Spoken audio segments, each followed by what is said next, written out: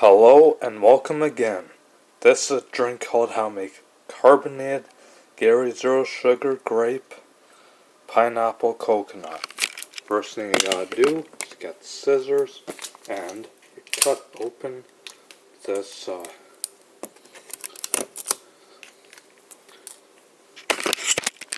Gatorade zero sugar grape mix. Pour it into this glass.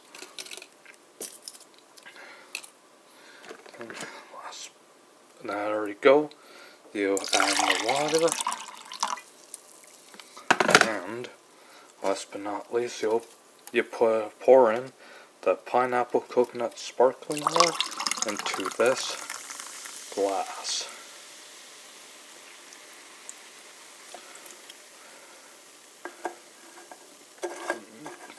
And here is your carbonated Gatorade zero sugar grape pineapple coconut. Enjoy it, folks, and thank you for watching.